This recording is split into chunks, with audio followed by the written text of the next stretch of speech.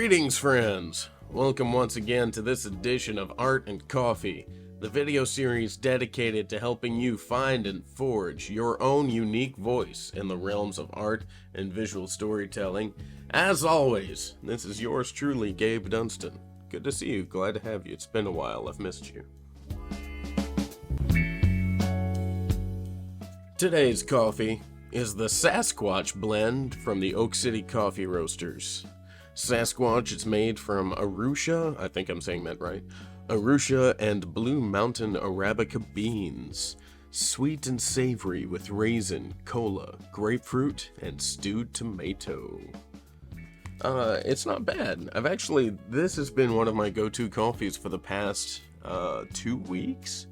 It's pretty good. I tell you what though, the grapefruit and the tomato notes, which I don't necessarily taste consciously, my stomach sure does. The acid in this coffee, like either my eating habits are just terrible, or the acid in this coffee just wreaks havoc on me. I get some pretty bad reflux with this coffee, but I mean, it tastes great, and you know what? You might be healthier than me. Your mileage may vary, so I recommend it. Give it a shot. You could do a lot worse.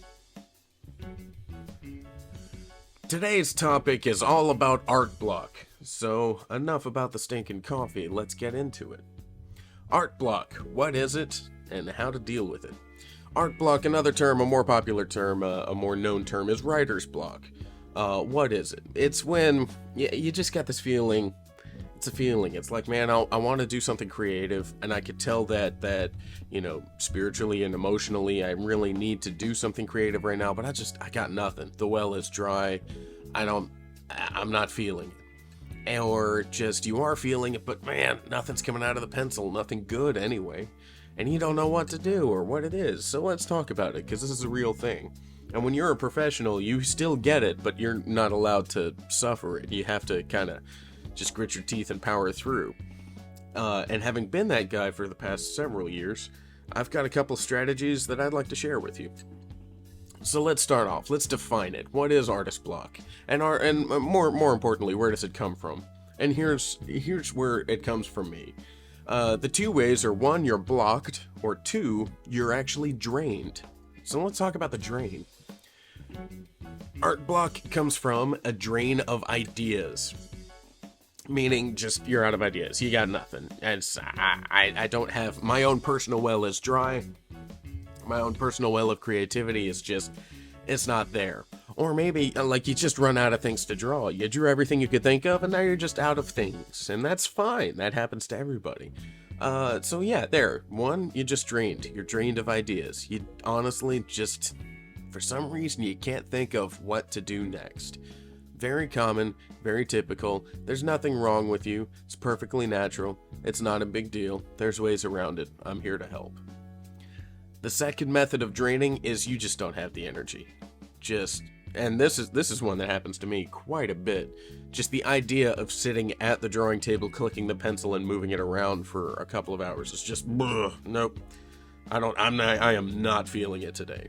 Same thing happens at the gym. I go to the gym, I put my hands on the bar, and I'm just, man, I have no energy. I do not have what it takes to lift this freaking bar. And the reason I often bring up exercises in these activities is because starting a regular exercise regimen has really, really, really helped me as an artist, because the parallels between disciplines in life are staggering. If you devote yourself to more than one discipline, the way your two disciplines feed each other is really interesting. Miyamoto Musashi, one of the most legendary sword fighters in the world, he's also the author of the Book of Five Rings. What's not spoken of, but he wrote in the Book of Five Rings, is that he's actually also a very prolific poet. He wrote haikus a lot. Like, I think he wrote at least one every day. And that's something that he talks about in the Book of Five Rings. He's like, you've got the thing that you do, which for him was sword fighting, and then you need to have the other thing that you do. You've got your primary and your secondary. And the other thing he did was poetry. And he says you need to have two because one feeds the other. And today in our talk about art block, I'm going to tell you how one thing feeds the other, and it'll be fun. So maybe you're just out of energy. just the pencil is extra heavy that day, and just the energy it takes to move it around and to make something happen out of disparate lines is just, it's more than a poor heart can take today. And it's okay to have that feeling. That happens to everybody. It's perfectly normal and natural. It's okay. You're fine. The solution is, like, if you've got it, you got it. You may not feel it. You may not feel like you've got the energy, but 9 times out of 10, you've got something in the tank and you can make it happen. Next is if you're actually blocked. Like, it's almost that you could feel something psychologically, physically stopping you in a way that is just difficult to describe. So there's 2 ways that you're blocked. One, you actually have ideas. You have ideas of things that you could do, but all of those ideas sound stupid. You've got ideas of the different things that you could draw in the different ways, but they all, inside of your mind, sound like a bloody waste of time. And the only ideas you have are crap. That's artist block number 1. That's the one that happens to me a lot. This is something that I've really had to get over very recently, and I'm excited to share that strategy with you. And I tell you what, man, that's the most painful, because that's the one where you beat yourself up, which is not okay. You're not allowed to do that. I forbid it. It's the one where just you're down on yourself. You know what? I'm not even that good anyway, and all the ideas I have to draw are stupid. Why did I even think I could be an artist in the first place? Man, I'm delusional or something that I ever thought this was a good idea. That's the rough one. That's the tough block. The other block is you have a problem to solve. You got a story to tell, you've got an image to show, you've got an image in your head, but man, you just do not know how to tell the story. You don't know how to put the image on the page. That's a rough one. And that one's it's hard, but not the hardest.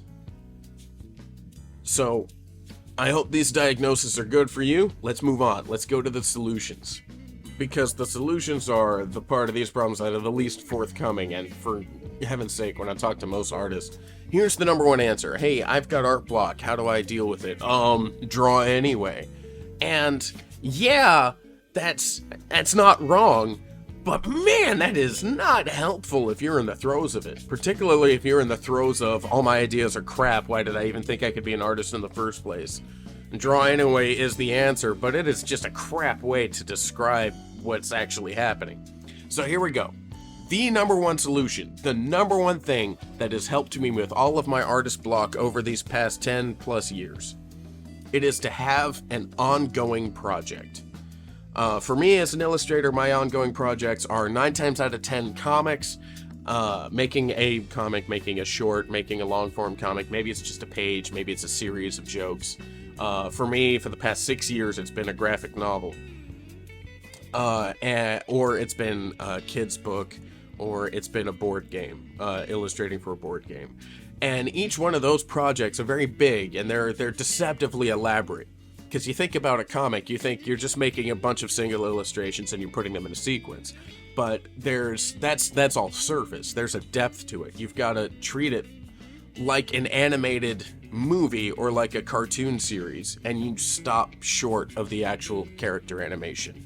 You have to write out the script or get a script from somewhere. You have to design the characters, decide on the look and feel of your book, what aspect ratio do you want the pages to be. You've got to design for your finished product. Is it going to be a book? Is it going to stay online? Do I want you to scroll? Do I want you to click to turn the page? Are the pages going to be square? Yada yada yada. Lots of decisions. Then you got your character design. Then you've got your thumbnailing, your storyboarding. It's a lot of stuff. And then there's more stuff in the actual drawing, the penciling plus the inking plus the grays. Like I discussed in a previous video, sometimes I'll go weeks without actually drawing with a pencil, and instead I'll spend my weeks inking, which is still artistic, still creative, but man, it takes a lot less of the creative energy. And so much of artist block is that creative energy being drained from having to do so much creative work in the first place. So if you've got an ongoing project, what you've got is a series of stresses and reliefs happening at the same time.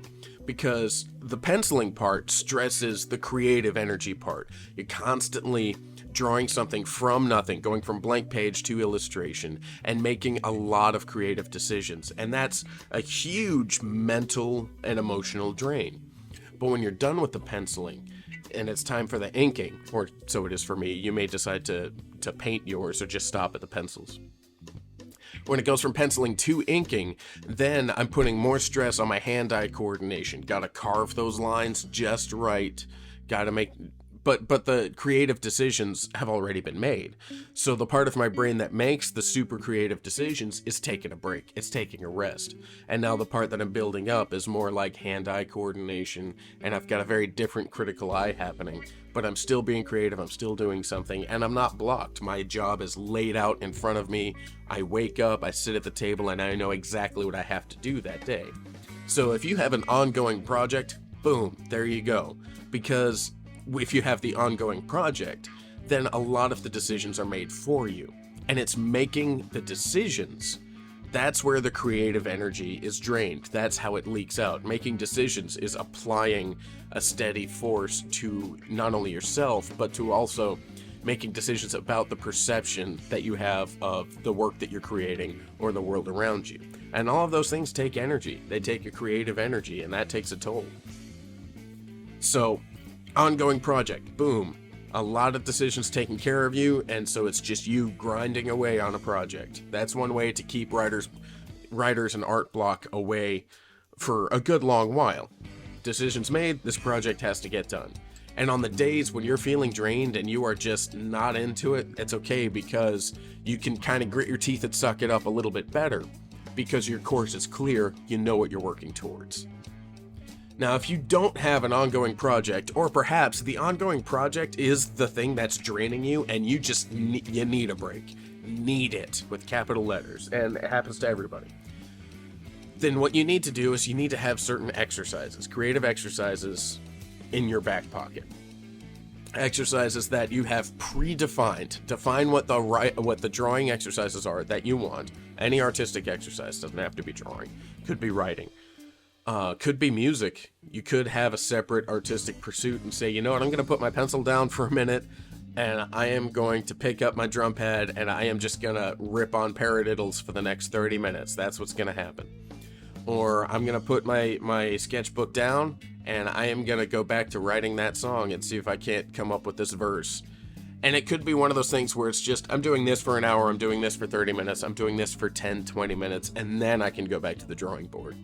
Or you can have predefined exercises where it's like, hey, I need to get better at art today, but I don't want to touch the gosh darn graphic novel project that's taken me 6 years. I want to do something different.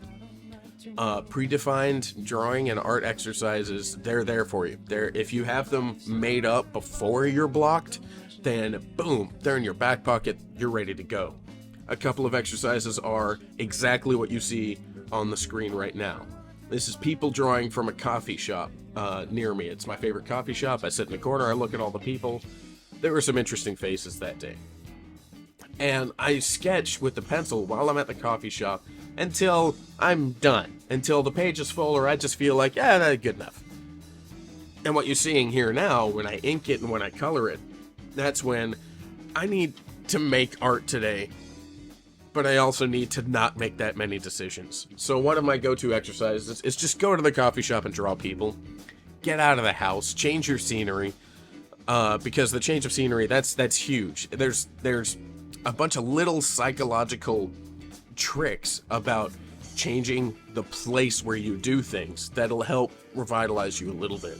And as introverted as you may be or may think you are, even you've got to get out of the house. Everybody does. You could be introverted all you like, but that doesn't change the fact that you're human, and humans are social beings. And we're not only are we social beings, we're also still diurnal mammals who need to breathe fresh air and see sunlight once in a while. So for my most common predefined exercise is get out of the house, do some people drawing, because then I'm building my observational skills, I'm building my drawing skills, my character designing skills, I'm improving my shapes vocabulary by observing the shapes around me, and then I can do exactly what you see on the screen right now. I can ink it, I can color it, I'll have some nice pretty finished-ish images that I could put in an art book later. And this is just, here we go, this is relax time. I'm relaxing and getting better at the same time. And it's all good. I'll have another episode about more predefined exercises later. Now, if you're feeling drained, if the source of your art block is just, I'm out of ideas or I'm out of energy, then I talked to my buddy Max Miller-Dowdle about this. He had it perfect. Max is primarily a painter. He makes comics with his wife and they're wonderful. But his first art love and his first training was as a painter. And if you want to see his work and you want to know more about him, I highly encourage you to look him up. His website is maxdowdle.com. If you put your eyes on the screen, you can see the URL. Just type that in and check it out. He's good. So I was talking to Max at like a little artist hangout thing that we do. Says, Max, what do you do when you're blocked? What do you do when you're drained? And he says, oh, that's monkey time. That's art monkey time. Max being primarily a painter, he says that's when it's time for me to cut down. When you're a painter, you buy canvas by the roll and you make your own frames. He says that's the time to start cutting canvas. That's the time to start stretching it, nailing it down to frames, make a bunch more frames, spread some gesso, which is like this pre-painting material. Gesso up my canvases. For me personally, the monkey work was I didn't used to have my paper come pre-cut at my exact size, so I used to have to pull out a T-square and a cutting mat and my X-Acto blades and cut down my paper. That's the monkey work. More monkey work is when I finish making a chapter and it's time to just sit down and scan it in. And for Max, it's stretching and gessoing canvases. Your mileage may vary, but if you've got monkey work that'll make, you're not doing anything very creative today, but you're getting some art chores done that you don't have to do tomorrow, that'll help out a lot. Because when you're not drained anymore, when you are recharged, then there's nothing in your way. You don't have to do any chores. You could just sit down and get to work because you did the chores ahead of time. If you're out of ideas, that's easy. Put your pencil down and go see a movie. Read a book. See some live music. And I mean that, like, honestly, see live music. As introverted as you may think you are, you're still human. And connecting with other humans is super important. And seeing live music is both passive and active. You get up, you get dressed, you get out of the house. All good things to do once in a while. But it's passive in that all you got to do is show up and just watch. Let the music wash over you. Just be in the room and be in the moment. And it's a way to passively connect with human beings. Because the musicians on the stage, they're doing their thing. They're communicating complex intellectual and emotional information directly to you. And they're doing it with a passion and a verve, and that's something that can really, really fill you up. And if you don't feel like talking, cool. You're not supposed to talk during a concert anyway, so there you go. And when the music is done, you can pack up and leave. You got some human time, you got some complex communication from another human being, and away you went. It's also, if you're just drained, artistically, you're just drained and you're out of ideas, that's the time to get inspired. If you've got a bunch of movies or TV shows that you've not been watching, now's the time. This happened to me just 2 weeks ago. I was pretty drained and I said, I'm taking the next 2 days. The next 2 days, I'm going to, take care of all of my household responsibilities. I'm going to continue to be dad. I'm going to continue to be husband. I'm going to cook dinners and clean up the house. But instead of my drawing time, I am going to fold laundry and watch this short stack of indie flicks that I picked up on a whim months and a couple of them years ago. Just finally sit down and just watch them to see what's up. Or I picked up this novel a year ago and I'm gonna crack it open. Now's the time. I'm drained. I need the time off. Here we go. Getting inspired is super, super important if you're a creative type. And the art that you take in, that's your diet. And the art diet is just like your food diet. Garbage in, garbage out, right? So go out and find the good art. The art that speaks to you the best is the good art. So it's subjective for everybody. Find some good art and just take it in. Let it wash over you. And don't immediately consciously think, oh, I can take this into the drawing board when I go back, like right away. No. Just let it wash over you. Just enjoy it. Just be in the moment. The more in the moment you are, the faster and the more effectively you recharge the creative batteries. So if you're out of ideas, kind of drained, boom, that's where you go. You either pick up the pencil and do some monkey work, you do some predefined exercises, and you, number one, make the time to just go out and get inspired in some way. Take in somebody else's art. Now, friends, I hate to do this to you, but we're at the 20-plus minute mark. So we're going to cut this one right here and make this one a two-parter, because the most important advice and the most useful advice is still yet to come. I'm going to try and release these episodes back-to-back, maybe in the same day. But in the meantime, I hope this was helpful. I want you to ruminate on this, and as soon as this audio is over, stand up and take a break. In the meantime, until we speak again, take care of yourself, take care of your friends, and make art.